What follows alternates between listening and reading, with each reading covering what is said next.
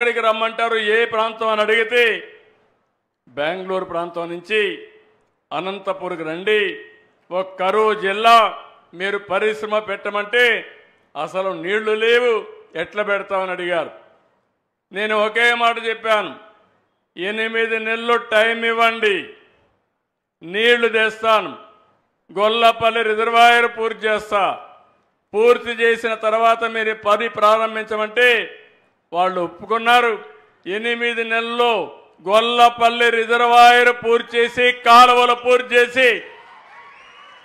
కరువు జిల్లాలో Kia motor పరిగెత్తించిన ఘనత ఈ తెలుగుదేశం పార్టీదని చెప్పి విజ్ఞప్తి చేస్తున్నా అది ఒక పట్టుదల నా ఆలోచన ఒకటే ఇక్కడ రైతులు బాగుపడాలి రైతుల పిల్లలు బాగుపడాలి మీ జీవితాల్లో మార్పు రావాలని మనం ముందుకు పోయే పరిస్థితికి వచ్చాం ఈరోజు దీనివల్ల మీరు ఒకసారి చూస్తే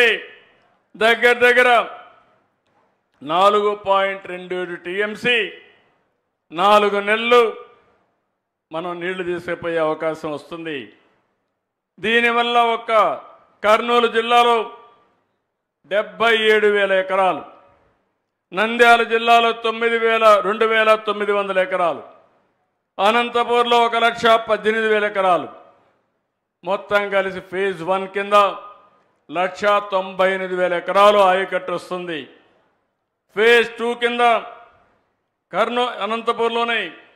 మళ్ళీ 33,617 ఎకరాలు సత్యసాయి జిల్లాలో 1,93,383 ఎకరాలు కడప జిల్లాలో 37,500 ఎకరాలు చిత్తూరు జిల్లాలో 1,40,000 ఎకరాలు మొత్తం చూస్తే ఇవన్నీ కూడా ఉమ్మడి కర్నూలు అనంతపూర్ కడప చిత్తూరులో 6 లక్షల ఎకరాలకు నీళ్ళిచ్చి 33 లక్షల మందికి నీళ్ళిచ్చే సౌకర్యాన్ని కల్పించామంటే ఇది నా జీవితంలో మర్చిపోలేని రోజుని మరొక్కసారి మీ అందరికీ విజ్ఞప్తి చేస్తున్నా ఈరోజు మీలో అందరూ కూడా ఒకటి గుర్తుపెట్టుకోవాలి 2 నదులు నందికొట్కూరులో ఉండే అంద్రి ఇక్కడ నుంచి చిత్తూరులో ఉండే నీవా ఈ 2 కలపాలని ఆలోచించినప్పుడు ఇది అసాధ్యం వీళ్ళంతా అమాయకులని హేళన చేసిన రోజులు అలాంటిది సుసాధ్యం చేశాం ఒక కళ నెరవేర్చాం ఆ కళ కనింది ఎన్టీఆర్ అయితే దాన్ని నెరవేర్చిన పార్టీ తెలుగుదేశం పార్టీ అని మరొకసారి మీ అందరికీ విజ్ఞప్తి చేస్తున్నా ఇలాంటి మంచి పని జరిగితే ఈరోజు మీరు ఒక్కసారి గుర్తుపెట్టుకోవాలి 2019లో ఈ రాష్ట్రంలో ఒక పార్టీ వచ్చింది